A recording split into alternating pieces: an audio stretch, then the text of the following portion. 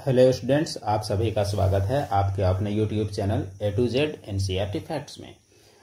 आज का हमारा टॉपिक जो होने वाला है, आज से हम लोग शुरू करने वाले हैं 12th क्लास का जो भी सब्जेक्ट हमारा होगा उन सब्जेक्ट का पूरे चैप्टर वाइज वीडियो। इन सभी वीडियोस में आपको क्या मिलेगा वो आपको बताएं। आज जो हम लोग शुरू करने वाले हैं वो आपका है जियोग्राफी। तो जियोग्राफी का आपका दो बुक है, एक आपका ह्यूमन ज्योग्राफी है और एक आपका इंडियन ज्योग्राफी है। तो ज्योग्राफी का आपको दोनों बुक का वीडियो आपको मिलेगा। उसके बाद फिर आपका हिस्ट्री है, तो हिस्ट्री में आपका 3 बुक है, एक है आपका प्राचीन भारत, एक है मध्यकालीन और एक है आधुनिक भारत। तो इन तीनों का वीडियोज आपको मिलेगा। आज हम लोग शुरू करने वाले हैं कौन सा, तो ज्योग्राफी का, ह्यूमन ज्योग्राफी का चैप्टर नंबर 1। और उसके बाद फिर इकोनॉमिक्स में आपका जो एक बुक है, तो इकोनॉमिक्स में एक बुक का 2 पार्ट है, एक आपका व्यष्टि अर्थशास्त्र माइक्रो इकोनॉमिक्स और एक आपका मैक्रो इकोनॉमिक्स। इन दोनों का भी आपको वीडियो मिलेगा। और साथ ही साथ एक है आपका पॉलिटी, और पॉलिटी में भी आपका 2 बुक है, एक है समकालीन विश्व में राजनीति और एक है स्वतंत्र भारत में राजनीति। इन दोनों का भी आपको वीडियो मिलेगा। तो हिस्ट्री, पॉलिटी, ज्योग्राफी और इको के ये सभी वीडियोज आपको दिए जाएंगे। चारों सब्जेक्ट का अलग अलग आपका प्लेलिस्ट होगा और 12th क्लास का एक बेहतर तैयारी करवाया जाएगा। और प्रत्येक वीडियो आपका एमसीक्यू के समेत आपका होगा। तो प्रत्येक वीडियो में आपको एमसीक्यू भी मिलेगा और एक चैप्टर में यानी एक वीडियो में आपको एक चैप्टर विथ एमसीक्यू आपको पूरा कवर कराया जाएगा, ताकि वीडियो जो है वो ज़्यादा से ज़्यादा ना हो। यानी यही समझ लीजिए कि एक चैप्टर आप देख लिए तो फिर आपको देखने का जरूरत बिल्कुल भी नहीं पड़ेगा। तो जो हमारा आज का जो पार्ट है वो कौन सा है वो हम लोग देख लें। तो आज का जो चैप्टर है हमारा वो है चैप्टर नंबर 1। और चैप्टर नंबर 1 में क्या है, तो चैप्टर नंबर 1 में मानव भूगोल, प्रकृति और विषय क्षेत्र, ये आपका है चैप्टर नंबर 1, जो कि मानव भूगोल के मूल सिद्धांत जो है किताब उससे आपका लिया हुआ है। तो चलिए शुरू करते हैं इसका टॉपिक। तो टॉपिक शुरू करने से पहले सबसे पहले हम लोग थोड़ा सा भूगोल के बारे में हम लोग थोड़ा देख लें कि भूगोल का आपका क्या होता है। तो देखिए यहाँ आपका साफ साफ आपको लिखा हुआ सारा चीज मिलेगा कि भूगोल का शाखाएं और मानव भूगोल का परिचय हम लोग देखेंगे। सबसे पहले branches of geography and introduction to the human geography. तो भूगोल क्या होता है, पृथ्वी का अध्ययन को क्या कहा जाता है, तो भूगोल कहा जाता है। पृथ्वी का अध्ययन को भूगोल कहा जाता है। भूगोल का 2 पार्ट है। पहला पार्ट आपका है भौतिक भूगोल, जिसको हम लोग कहते हैं फिजिकल जियोग्राफी, और दूसरा पार्ट आपका क्या है, मानव भूगोल, जिसे कहा जाता है ह्यूमन ज्योग्राफी। भौतिक भूगोल क्या है, वह भूगोल जिसमें भौतिक पर्यावरण, भू आकृति, जल निकासी, मृदा, जलवायु और वनस्पति और जीव का अध्ययन किया जाता है, उसे कहते हैं क्या, भौतिक भूगोल। और जो मानव भूगोल जो आपका होता है वो क्या होता है, तो मानव और भौतिक पर्यावरण के बीच के संबंधों का अध्ययन करता है, उसे क्या कहते हैं, मानव और पर्यावरण, यानी एक तरफ हो गया मानव और एक तरफ धरती के बीच के संबंधों का अध्ययन को क्या कहते हैं, तो मानव भूगोल कहते हैं। इसे आप नोट्स कर सकते हैं, आपको प्रॉपर नोट दिया जाएगा इसमें, यानी ऐसा कंटेंट शामिल किया गया है जो कि आप डायरेक्ट उतार भी सकें। यह पृथ्वी पर मानव द्वारा निर्मित परिघटनाओं यानी फेनोमेना और मानवीय गतिविधियों का अध्ययन है। जैसे हम लोग धरती में कुछ भी हम लोग करते हैं, तो हम लोग और धरती में कुछ करते हैं, उसका गतिविधियों का अध्ययन को मानव भूगोल कहते हैं। मानव भूगोल का केंद्र बिंदु क्या है, यहाँ गौर कीजिएगा आप। मानव भूगोल का जो केंद्र बिंदु है वो मानव और पर्यावरण के बीच परस्पर जो क्रिया है वही मानव भूगोल का मूल केंद्र बिंदु, यानी मानव और पर्यावरण के बीच जो क्रिया होती है वही मानव भूगोल का केंद्र बिंदु है। यह बताता है कि कैसे मनुष्य पर्यावरण को प्रभावित करते हैं और कैसे पर्यावरण मनुष्य को प्रभावित करते हैं। देखिए, पर्यावरण से हम लोग प्रभावित होते हैं और हम लोग से पर्यावरण प्रभावित होता है, यही आपका मानव भूगोल का केंद्र बिंदु है। जैसे उदाहरण, गांव, नगर, सड़कें, रेल, कृषि, उद्योग, ये सभी भौतिक पर्यावरण के साथ मानव की अंतःक्रिया के परिणाम है। जैसे हम लोग गाँव बनाए, नगरें बनाए, सड़कें, रेल, कृषि, उद्योग, ये सभी हमारी बनाई हुई चीजें हैं। तो ये सभी मनुष्य का क्रिया है जो कि प्रकृति के साथ किया गया है। तो यही आपका मानव भूगोल है। तो चलिए देखते हैं मानव भूगोल की परिभाषा। तो मानव भूगोल की परिभाषा क्या हो जाएगी, मानव भूगोल भूगोल की वह शाखा है जो मानव समाज और पृथ्वी तल के बीच संबंधों का संश्लेषित अध्ययन करती है और यह बताती है कि कैसे मानव पर्यावरण से प्रभावित होता है और कैसे बदलता है। तो मानव भी पर्यावरण से प्रभावित होता है, यानी अगर मानव जो है तो मानव भी पर्यावरण से बदलता है और पर्यावरण भी मानव से बदलता है। तो दोनों एक दूसरे से इंटरलिंक्ड हैं। तो ये इससे और ये इससे दोनों एक दूसरे से इंटरलिंक्ड हैं, यही आपका है मानव भूगोल। तो मानव भूगोल का ये परिभाषा आप नोट डाउन कर सकते हैं। अब मानव भूगोल की परिभाषा अलग अलग भूगोलवेत्ताओं के द्वारा अलग अलग दिया गया है, वो भी हम लोग देख लें। जैसे आपका एक भूगोलवेत्ता फ्रेडरिक रेटजेल, जिसे मानव भूगोल का पिता कहा जाता है, वे जर्मन हैं और वे जो परिभाषा दिए हैं, मानव भूगोल मानव समाज और पृथ्वी तल के बीच संबंधों का संश्लेषित अध्ययन है। ये किसका दिया हुआ परिभाषा है? तो फ्रेडरिक रेटजेल का, जो मानव भूगोल के पिता कहे जाते हैं। फिर है एलन सी सैंपल। तो एलन सी सैंपल जो अमेरिका से हैं, मानव भूगोल स्थिर पृथ्वी भी गतिशील है और क्रियाशील मानव भी क्रियाशील है के बीच परिवर्तनशील संबंध, यानी जो संबंध है वो भी बदल रहा है। यानी एक तो पृथ्वी अस्थिर है, एक मानव भी क्रियाशील है और दोनों के बीच संबंध है और वो संबंध भी बदल रहा है। उसका अध्ययन क्या है? उसका अध्ययन मानव भूगोल है। किसका कहना है? तो एलन सी सैंपल का कहना है। अब देखिए, पॉल विडाल डी ला ब्लास जो कि फ्रांसीसी भूगोलवेत्ता हैं, उनका क्या कहना है? हमारे पृथ्वी को नियंत्रित करने वाले भौतिक नियमों और पृथ्वी पर निवास करने वाले जीवों के मध्य संबंधों के अधिक संश्लेषित ज्ञान से उत्पन्न संकल्पना को ही मानव भूगोल कहा जाता है। तो ये भी आपका किसका परिभाषा है? तो पॉल डी विलास का परिभाषा है। देखिए, इससे आपका सवाल कैसे पूछा जाता है ये आपको बताएं। इससे आपका सवाल सीधे ये पूछा जाता है कि कौन सी परिभाषा किसका दिया हुआ है। तो पहला परिभाषा ये हुआ, दूसरा परिभाषा ये हुआ, तीसरा परिभाषा ये हुआ। आपको कथन देके आपका दिया जाएगा, या तो मानव भूगोल का पिता फ्रेडरिक रेटजेल, ये आपसे पूछा जाता है। तो मानव भूगोल की अब प्रकृति के बारे में हम लोग देख ले कि मानव भूगोल की प्रकृति क्या है। मानव भूगोल की प्रकृति मुख्य रूप से मानव और पर्यावरण के बीच के अंतर संबंधों को समझने पर केंद्रित है। यानी इंसान और जो हमारे आसपास का वातावरण है उसके बीच क्या संबंध है। हम लोग वातावरण में अपना क्रियाकलाप करते हैं, वातावरण हमें चेंज करने का प्रयास करता है, वही तो है मानव भूगोल। यह गतिशील है, यानी दोनों के बीच का संबंध है, गतिशील है और समय के साथ बदलता रहता है। यह मानव और पर्यावरण के बीच परस्पर क्रिया का अध्ययन है, यानी मानव और पर्यावरण एक दूसरे से क्रिया करते हैं। मूल रूप से वही बात आपको घूम फिर के सामने आ रहा है जो कि आपको कॉपी में लिखना है। यह भौतिक भूगोल और मानव भूगोल के बीच द्वैतवाद को समाप्त करती है। अगर आपसे पूछा जाए इसकी प्रकृति, तो पहला में आप ये लिखिएगा, दूसरा में आप ये लिखिएगा, तीसरा में आप ये लिखिएगा और चौथा में आप ये लिखिएगा। ये सब है मानव भूगोल की प्रकृति। और क्या लिखना है? देखिए, यह भौतिक भूगोल और मानव भूगोल के बीच जो द्वैतवाद है उसको समाप्त करती है, यानी दोनों के बीच संबंध बनाती है।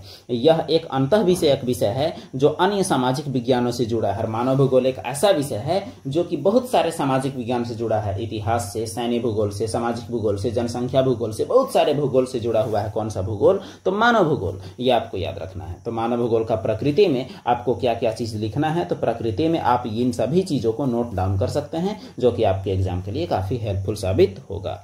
अब देखते हैं मानव भूगोल की प्रकृति। अच्छा, ये दोबारा कॉपी हो गया है, चलिए कोई बात नहीं।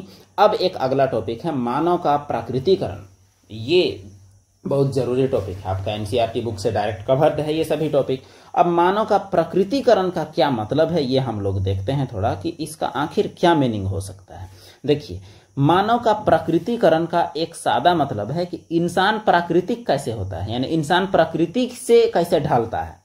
तो देखिए, मानव का प्राकृतिकरण का अर्थ है मनुष्य अपने आप को भौतिक पर्यावरण यानी प्रकृति के अनुसार ढालता है। यही है मानव का प्राकृतिकरण और उसके नियमों का पालन करता है। इस अवस्था में मनुष्य की प्रौद्योगिकी क्षमता यानी तकनीकी क्षमता बहुत कम होती है, यानी प्रकृति के आधार पर जीता है, प्रकृति में कोई बदलाव नहीं करता। वह सीधे प्रकृति के निर्देशों पर चलता है। जैसे रात को अंधेरा है तो रात को सोएगा, रात को उजाला का कोई उपाय नहीं है, क्योंकि वो प्रकृति के आधार पर चल रहा है। अभी हम लोग लाइट जलाए हैं तो प्रकृति का मानवीकरण किया है। वह प्रकृति को अधिक शक्तिशाली नियंत्रक बल मानता है, यानी अंधेरा है तो अंधेरा रहेगा और उसकी पूजा करता है। यह अवधारणा पर्यावरणीय नियतिवाद यानी इन्वायरमेंटल डिटर्मिनिज्म से जुड़ी हुई है। उदाहरण के लिए आदिम जनजाति जीवन प्रकृति के हिसाब से जीते हैं। कठोर जलवायु क्षेत्र में जीवन आप वहीं के हिसाब से जीने के लिए बाध्य हैं, आप अपने हिसाब से नहीं कर सकते। शिकार संग्रह समाज उसी के हिसाब से जीता है, प्रकृति के हिसाब से। तो अगर आपसे मानव का प्रकृतिकरण के बारे में अगर आपको लिखने के लिए अगर बोला जाए या अगर आपसे पूछा जाए तो आपका यही हेडिंग के अंतर्गत जो बताया गया वही होगा कि मानव का प्रकृतिकरण का अर्थ यह हुआ कि इंसान जो है वो प्रकृति के आधार पर ढल रहा है और कठोर प्रकृति के आधार पर ही अपने आप को पालन करवा रहा है और प्रकृति की पूजा कर रहा है, यानी मानव प्रकृति का दास है, यह मानव का प्रकृतिकरण में शामिल है। अब देखते हैं प्रकृति का मानवीकरण, ये हेडिंग भी आपके लिए काफी इंपॉर्टेंट है। तो देखिए प्रकृति का मानवीकरण का क्या अर्थ है कि मनुष्य अपनी प्रौद्योगिकी प्रगति यानी तकनीकी और सांस्कृतिक विकास के माध्यम से पर्यावरण में बदलाव करता है अपने हिसाब से, और पर्यावरण को अपनी जरूरत के हिसाब से ढालता है, खुद नहीं ढलेगा। मनुष्य अब प्रकृति पर का निष्क्रिय दास नहीं है, बल्कि एक सक्रिय एजेंट यानी अभिकर्ता बन जाता है, जो प्रकृति द्वारा दी गई संभावनाओं का उपयोग करता है और जो भी प्रकृति मौका दिया है, पॉसिबिलिटी दिया है, उसका यूज करता है, जैसे अभी हम लोग कर रहे हैं। यह अवधारणा संभववाद से जुड़ी हुई है, यानी इसी को तो संभववाद कहते हैं। जैसे कृषि का विकास हुआ है, इसी की वजह से शहरीकरण हुआ है, इसी की वजह से ऊर्जा उत्पादन, इसी की वजह से, तो ये सभी प्रकृति का क्या है, तो प्रकृति का मानवीकरण। तो ये दोनों चीजें आप फिर से समझ लें। मानव का प्रकृतिकरण का मतलब ये हुआ कि प्रकृति के हिसाब से मानव, और प्रकृति का मानवीकरण के हिसाब से यानी प्रकृति को मानव अपने हिसाब से बना लेगा, जैसे अभी हम लोग बनाए हैं। अब देखिए मानव भूगोल के उपागम यानी विचारधाराएं, क्या क्या विचारधाराएं हैं मानव भूगोल को, वो देख लें। तो मानव भूगोल में क्या है, मानव और पर्यावरण के बीच संबंध है, यही मानव भूगोल है। तो मानव और पर्यावरण के बीच संबंधों को समझने के लिए 3 विचारधाराएं हैं। पहला है नियतिवाद, जिसे डिटर्मिनिज्म कहते हैं, यानी डिटर्मिनिज्म का मतलब हुआ कि प्रकृति जैसा चाहेगा वैसा आदमी रहेगा, जिसको किस्मत मान लिया, नियतिवाद। फिर है संभववाद, यानी अपना फेरबदल करेगा, यानी मानव का प्रकृतिकरण, प्रकृति का मानवीकरण। पहला वाला जो है वह क्या है, तो पहला वाला आपका मानव का प्रकृतिकरण है, मानव का प्रकृतिकरण, और दूसरा क्या है, प्रकृति का मानवीकरण, दूसरा वाला। अब तीसरा वाला आपका क्या है, नौ नियतिवाद यानी न्यू डिटर्मिनिज्म, रुको और जाओ निश्चयवाद, स्टॉप एंड गो डिटर्मिनिज्म। इसका मतलब यह हुआ कि कुछ चीजें किस्मत पर छोड़ दीजिए और कुछ चीजें आप बदलिए, यानी बदलने का मतलब आप पूरा प्रकृति को नहीं बदलिए, जितना जरूरत आप उतना ही बदलिए, तब उसको बोलते हैं न्यू डिटर्मिनिज्म। अब देखिए ये संभववाद वाला शब्द से एक सवाल पूछता है। संभववाद शब्द का सबसे पहले प्रयोग लुसियन फेब्रे ने किया था। इससे आपका सवाल पूछता है, ये आप जरूर याद रखेंगे। सबसे पहला यूज किसने किया, तो लुसियन फेब्रे ने किया था। अब देखते हैं मानव भूगोल का उपागम का एक एक करके अध्ययन हम लोग करते हैं। अब इसमें देखिए पहला है मानव और पर्यावरण के बीच संबंधों को समझने के लिए 3 प्रमुख विचारधाराएं हैं। पहला आपका क्या है, तो पहला आपका है नियतिवाद यानी डिटर्मिनिज्म। तो इसमें मुख्य विचार क्या है, भौतिक पर्यावरण यानी जलवायु स्थलाकृति मानव के हर कार्य और जीवन शैली को पूरी तरह निर्धारित करता है, यानी मानव प्रकृति का दास होता है। तो नियतिवाद उस सिद्धांत को कहा जाता है जिसमें मानव जो है वो प्रकृति का क्या होता है, तो मानव प्रकृति का दास होता है। उसे ही हम लोग क्या कहते हैं, उसे ही नियतिवाद कहते हैं। इसके समर्थक फ्रेडरिक रेटजेल और एलन सी सैंपल रहे हैं। उदाहरण, ठंडे इलाकों के लोग मेहनती होते हैं, ऐसे अवधारणा है, तो यह नियतिवाद है, मतलब उन लोग मेहनती होगा, ऐसा कोई जरूरी तो नहीं है। लेकिन यह नियतिवाद में यही चीज है कि मानव प्रकृति के हिसाब से ढलता है और वह प्रकृति का गुलाम होता है। जैसा प्रकृति कहेगा, गर्मी लगवाएगा तो पंखा नहीं चलाएगा, चुपचाप गर्मी फील करेगा, वही हुआ नियतिवाद, यानी किस्मत को ही अपना लेगा। अब है आपका दूसरा संभववाद, और संभववाद में क्या है वो हम लोग देख लें। तो जो संभववाद है यानी पॉसिबिलिज्म, इसमें चुपचाप में नहीं बैठेगा मानव, बल्कि प्रकृति मानव के लिए संभावनाएं पेश करेगी और मानव अपनी बुद्धि और तकनीक से उन संभावनाओं में से चुनाव करेगा और पर्यावरण को बदलेगा, यानी मानव सक्रिय रहेगा।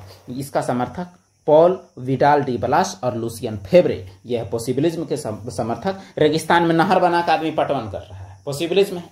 पहाड़ों में सुरंग बना रहा है, पहाड़ है तो क्या चढ़ ही के आदमी पार होगा, तो ये संभववाद है। तो इसका विशेषता क्या है, यह विचारधारा मानव की रचनात्मकता और स्वतंत्रता पर जोर देती है कि इंसान जो है वो प्रकृति का दास तो पक्का नहीं है, यह चीज को जोर देता है, प्रकृति का दास नहीं है। तो ये आपको लोग याद रखेंगे। और ये संभववाद अगर पूछा जाएगा तो इन सभी चीजों को के अगल बगल ही इर्द गिर्द लिखेंगे, या फिर इसको भी आप उतार सकते हैं डायरेक्ट। अब देखिए तीसरा नियो डिटर्मिनिज्म, नव नियतिवाद, रुको और जाओ निश्चयवाद। ये दोनों के बीच का रास्ता है, पूरी तरह प्रकृति को बदलना भी नहीं है, पूरी तरह गुलाम भी नहीं रहना है। ये ग्रिफिथ टेलर के द्वारा प्रतिपादित है। यह नियतिवाद और संभववाद के बीच का मार्ग है। मानव को प्रकृति के नियमों का सम्मान करते हुए विकास करना चाहिए, हर एक चीज नहीं बदलना चाहिए, क्योंकि हर एक चीज बदलिएगा तो फिर गड़बड़ हो सकता है। यह सतत विकास यानी सस्टेनेबल डेवलपमेंट की अवधारणा का आधार है, यानी बदलाव वही जो जरूरी हो, हर चीज नहीं बदलना है, यानी प्रकृति की सीमाओं का उल्लंघन किए बिना संभावनाओं का उपयोग करना है। ऐसा नहीं कि प्रकृति को ही बदल देना है। तो ये चीज का ख्याल रख के जो विकास किया जाता है उसे क्या कहा जाता है, उसे कहा जाता है नव नियतिवाद, यानी स्टॉप एंड गो डिटर्मिनिज्म। आपको ये याद रखना है जरूरी में।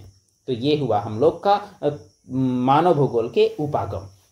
तो ये तो हम लोग देख लिए। अब आगे हम लोग देखते हैं, अब मानव भूगोल के क्षेत्र देखते हैं कि मानव भूगोल के क्या क्या क्षेत्र हैं। तो मानव भूगोल के अगर क्षेत्रों की बात करें तो देखिए, एक मिनट, मानव भूगोल के क्षेत्र, उपक्षेत्र और सामाजिक विज्ञान में जो अनुशासन जो हो सकता है। देखिए, तो मानव भूगोल का एक क्षेत्र है सामाजिक भूगोल, ये पहला, दूसरा नगरीय भूगोल, तीसरा राजनीतिक भूगोल, चौथा जनसंख्या भूगोल, पांचवा आवास भूगोल और छठा आर्थिक भूगोल। अब सामाजिक भूगोल में व्यवहार भूगोल, कल्याण भूगोल, अवकाश भूगोल, सांस्कृतिक भूगोल, लिंग भूगोल, ऐतिहासिक भूगोल, चिकित्सा भूगोल। नगरीय में तो वही आ जाएगा। राजनीतिक में निर्वाचन भूगोल, सैन्य भूगोल, जनसंख्या भूगोल तो वही है, आवास भूगोल एक है। आर्थिक भूगोल में संसाधन, कृषि, उद्योग, विपणन, पर्यटन, अंतरराष्ट्रीय व्यापार, ये सभी आ जाएगा। अब देखिए, जो व्यवहार भूगोल है उसमें मनोविज्ञान है, कल्याण भूगोल में सोशियोलॉजी, इकोनॉमिक्स, अवकाश भूगोल समाजशास्त्र, सांस्कृतिक भूगोल नृविज्ञान या फिर एंथ्रोपोलॉजी, लिंग भूगोल यानी महिला अध्ययन, इतिहास भूगोल, ऐतिहासिक भूगोल इतिहास, चिकित्सा भूगोल महामारी। तो ये सभी कहीं ना कहीं से जुड़े हुए हैं। तो एक तरह से देखिए, ऐतिहासिक भूगोल इतिहास से है, तो जैसे निर्वाचन भूगोल पॉलिटिकल साइंस है, जनसंख्या भूगोल जनसांख्यिकी से है, कृषि विज्ञान कृषि भूगोल से है। तो इस प्रकार से प्रत्येक का जुड़ाव किसी न किसी से है। तो देखिए, कुल कितने हैं, तो कुल आपके 6 हैं, ये आपको याद रखना है। कुल कितने हैं, तो कुल 6 हैं। तो पहला हुआ सामाजिक भूगोल, दूसरा नगरीय भूगोल, फिर राजनीतिक भूगोल, जनसंख्या भूगोल, आवास भूगोल और आर्थिक भूगोल। ये हुआ मानव भूगोल के क्षेत्र। और ये सभी जो हैं, ये सभी आपके उपक्षेत्र हो गए। ये सभी क्या है, तो उपक्षेत्र है। तो कॉपी में आप इन सभी को जरूर आप लिख लें। आगे हम लोग बढ़ते हैं। अब समय के साथ मानव भूगोल का विकास कैसे हुआ है, तो देखिए, मानव भूगोल कोई पहले का सब्जेक्ट नहीं है, इसको बाद में बनाया गया है, बाद में इसका प्रतिपादन हुआ है। तो मानव भूगोल का अध्ययन समय से बदला है, अलग अलग टाइम में। जैसे प्रारंभिक टाइम में 15वीं से 18वीं शताब्दी में अन्वेषण और विवरण पर जोर हुआ है, यानी मानव भूगोल में रिसर्च किया गया, विवरण दिया गया। लेकिन युद्ध काल जो 1930 आसपास का है, उस पर क्षेत्रीय विभेदन यानी इसका बंटवारा किया गया। 1950 से 60 में स्थानिक संगठन, मात्रात्मक क्रांति यानी वैज्ञानिक और गणितीय विधियों का प्रयोग हुआ है। 70 के दशक में मानवतावादी, अमूलवादी, व्यवहारवादी विचारधाराओं का उदय हुआ है। 1990 के दशक में नया यानी लोकल लेवल पर विविधता पर जोर दिया गया है। तो खैर ये टॉपिक ज्यादा इंपॉर्टेंट नहीं है, लेकिन एनसीईआरटी में है तो शामिल किया गया है। खैर इसको आप स्किप भी कर सकते हैं। अब हम लोग देखते हैं इससे जुड़े हुए ऑब्जेक्टिव सवाल। तो इससे जुड़े हुए हम लोग कुल देखेंगे, कुल 15 ऑब्जेक्टिव क्वेश्चन। तो 15 एमसीक्यू हम लोग देखने वाले हैं पूरे इस पार्ट से, जो कि आपके एग्जाम के लिए काफी इंपॉर्टेंट होंगे। तो ये सभी एमसीक्यू आपके लिए काफी इंपॉर्टेंट होंगे। तो चलिए हम लोग देखते हैं। मानव भूगोल मानव समाजों और पृथ्वी के तल के बीच संबंधों का संश्लेषित अध्ययन है। यह परिभाषा किसने दी है? Ellen C Semple, Friedrich Ratzel, Paul Vidal de Lablache, Griffith Taylor. तो मानव भूगोल समाजों और पृथ्वी के तल के बीच संबंध का जो अध्ययन है, यह किसका दिया हुआ है? यह फ्रेडरिक रेटजेल का दिया हुआ है। यहाँ आप देख सकते हैं फ्रेडरिक रेटजेल का। फ्रेडरिक रेटजेल को मानव भूगोल का जनक माना जाता है। उनकी परिभाषा आप देख चुके हैं। अगला सवाल आपके सामने सवाल कहता है कि अस्थिर पृथ्वी और क्रियाशील मानव के बीच परिवर्तनशील संबंधों का अध्ययन मानव भूगोल की यह परिभाषा किसने दी है? Paul Vidal de Lablache, Ellen C Semple, Friedrich Ratzel या हम्बोल्ट। तो यह परिभाषा किसका दिया हुआ है? तो यह परिभाषा एलन सी सैंपल का दिया हुआ है कि अस्थिर पृथ्वी और क्रियाशील मानव के बीच परिवर्तनशील संबंधों का अध्ययन ऊपर आप देख चुके हैं। अब देखिए, Elon C Semple Friedrich Ratzel की शिष्या, मतलब उनकी चेली। अगला सवाल, नवनियतिवाद यानी नियो डिटर्मिनिज्म की संकल्पना किसने किया? Ellen C Semple, Paul Vidal de Lablache, Griffith Taylor, Friedrich Ratzel. तो इसका सही जवाब हो जाएगा, ये नियो डिटर्मिनिज्म किसके द्वारा दिया हुआ है? तो ग्रिफिथ टेलर का दिया हुआ है। तो रुको और जाओ निश्चयवाद इसे कहा जाता है या नवनियतिवाद कहा जाता है। यह नियतिवाद और संभववाद के बीच संतुलन स्थापित करता है। अगला सवाल, निम्न में से कौन सा उपागम या विचारधारा मानव और पर्यावरण के बीच प्रकृति के पूर्ण नियंत्रण को दर्शाता है? कि प्रकृति इंसान पर पूरा कब्जा है, यानी प्रकृतिकरण है मानव का। संभववाद, नियतिवाद, नवनियतिवाद, मानवतावादी उपागम। तो इसका जवाब है नियतिवाद में आदमी किस्मत ही मान लेता है, हम लोग दास हैं। इसमें मानव प्रकृति का क्या है? दास है। अगला सवाल, प्रकृति अवसर देती है यानी मौके देती है, मानव उनका प्रयोग करता है। यह कथन किस विचारधारा से है? नियतिवाद, संभववाद, नवनियतिवाद, मात्रात्मक क्रांति। ये तो दिख रहा है प्रकृति मौका दे रहा है, इंसान डेवलप कर रहा है, यानी संभववाद है। संभववाद लुसियन फेब्रे वाला।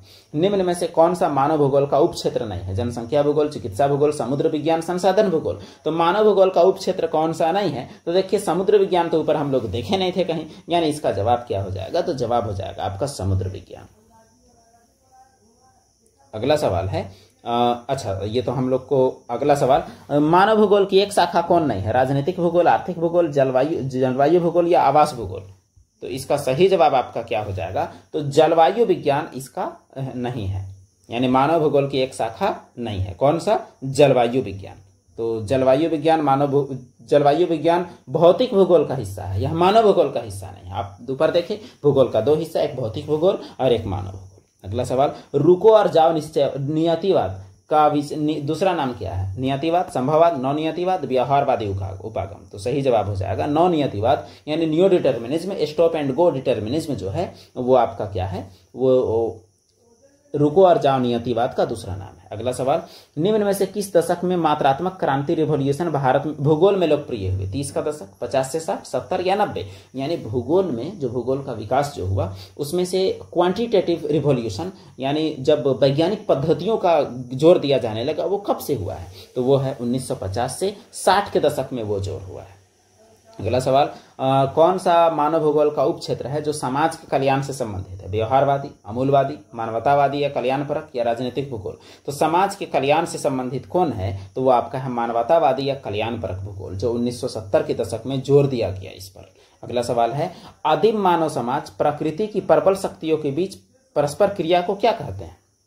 मानव का प्रकृतिकरण, प्रकृति का मानवीकरण, संभववाद, नवनियतिवाद। तो आदिम मानव समाज जो प्रकृति के हिसाब से चलता था वो क्या कहलाता था? तो मानव का प्रकृतिकरण। इसी में ही तो इंसान प्रकृति का दास होता है। जब मानव अपने तकनीक और ज्ञान कौशल से पर्यावरण में बदलाव लाता है, क्या कहते हैं? मानव का प्रकृतिकरण, प्रकृति का मानवीकरण, पर्यावरणीय नियतिवाद, कल्याणपरक भूगोल। तो इसका सही जवाब क्या हो जाएगा? प्रकृति का मानवीकरण, क्योंकि इंसान प्रकृति को अपने हिसाब से चेंज कर रहा है। अगला सवाल, निम्न में से कौन सामाजिक भूगोल का उपक्षेत्र नहीं है? लिंग भूगोल, चिकित्सा भूगोल, ऐतिहासिक भूगोल, संसाधन भूगोल। तो सामाजिक भूगोल का उपक्षेत्र कौन नहीं है? तो संसाधन भूगोल, जो कि एक आर्थिक भूगोल का उपक्षेत्र है, इसलिए यह सामाजिक का तो नहीं है। मानव भूगोल का मुख्य सरोकार यानी कंसर्न क्या है? मेन काम क्या है? केवल भौतिक पर्यावरण का अध्ययन, मानवीय परिघटनाओं का अध्ययन, मानव और भौतिक पर्यावरण के बीच संबंध का अध्ययन कि खगोलीय पिंड का अध्ययन। तो मानव भूगोल का मेन टॉपिक क्या है? मानव और भौतिक पर्यावरण के बीच जो आपसी संबंध है उसका अध्ययन, जो कि एक जटिल संबंध होता है, परिवर्तनशील। आज का आखिरी सवाल, निम्न में से कौन सी विचारधारा ने गरीबी, वंचना और सामाजिक असमानता के मूल कारणों को समझाने के लिए मार्क्सवादी सिद्धांत का प्रयोग किया? व्यवहारवादी, मानवतावादी, अमूलवादी, नियतिवादी। तो मार्क्सवादी सिद्धांत का प्रयोग कौन से में किया गया है? तो वो अमूलवादी विचारधारा में किया गया है। अमूलवादी मतलब रेडिकल, यानी जो बदलाव चाहता ही नहीं है। यह विचारधारा सामाजिक आर्थिक असमानताओं को समझने के लिए और विरोध करने के लिए मार्क्सवादी विचारों का प्रयोग किया। अमूलवादी का वही मतलब होता है। और व्यवहारवादी जो कि प्रैक्टिकल होगा, जो बदलाव करेगा। अमूलवादी जो रेडिकल, जो रूढ़िवादी रहेगा, जो कभी नहीं बदलेगा। तो इस प्रकार हम लोग देखें आज सवाल कितने, तो सवालों की संख्या हमारा 15। तो उम्मीद करते हैं कि ये आपको पसंद आया होगा। इसी तरह से हम लोग करते जाएंगे पूरे 12th क्लास का पूरा एनसीईआरटी सिलेबस। कोई भी बोर्ड एग्जाम के लिए हम लोग कवर करेंगे, ये पार्टिकुलरली बोर्ड एग्जाम के लिए या कोई भी एग्जाम के लिए इसका आप यूज करें तो 12th एनसीईआरटी आपका विथ ऑब्जेक्टिव विथ एक्सप्लेनेशन आपको प्रोवाइड किया जाएगा। चैनल का प्लेलिस्ट आपका अलग से बनेगा। यह आपका पहला वीडियो है, तो उम्मीद करते हैं कि आपको वीडियो अच्छा लगा होगा। और अगर आप चैनल में नए हैं तो जरूर आप सब्सक्राइब करें, सब्सक्राइब करके चैनल में जुड़ जाएं। टेलीग्राम में आपको इसी नाम से मिल जाएगा, A to Z NCERT facts. Instagram में भी आपको इसी नाम से हम लोग मिलेंगे और यूट्यूब में भी इसी नाम से हम लोग मिलेंगे। वीडियो देखने के लिए आप सभी का धन्यवाद। एक बार फिर से मिलते हैं हम लोग अगले वीडियो में एक नए टॉपिक के साथ। चैनल में और सारे कॉम्पिटिटिव एग्जाम की भी तैयारी कराई जाती है। इससे मतलब आपको अगर उधर भी करना है तो उधर भी आप कर सकते हैं। और ये प्लेलिस्ट आपका स्पेशल बोर्ड एग्जाम के लिए NCERT कवर किया जाएगा।